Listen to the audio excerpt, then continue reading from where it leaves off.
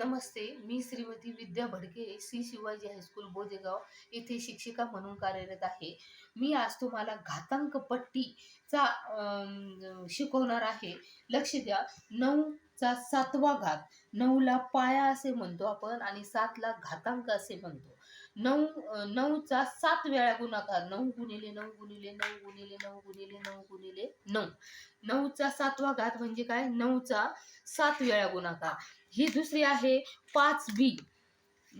5bचा 5वा घात, मग 5b total, मग 1 2 3 4 आणि 5. बीचा किती वेळा गुणाकार केला आपण? 5 वेळा. नंतर ही आहे 7चा 8वा घात, मग 7 पाया आहे आणि 8 घातांक आहे. 7चा 8 वेळा गुणाकार केला आपण, याला काय म्हणतात? 7चा 8वा घात.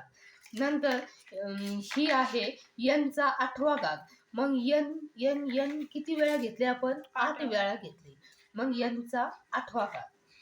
नंतर बघा a/b चा 4था घात, म्हणजेच a चा 4था घात आणि b चा 4था घात. a 4 वेळा a चा गुणाकार आणि b चा 4था घात म्हणजे b गुणिले b गुणिले b 4 वेळा गुणाकार.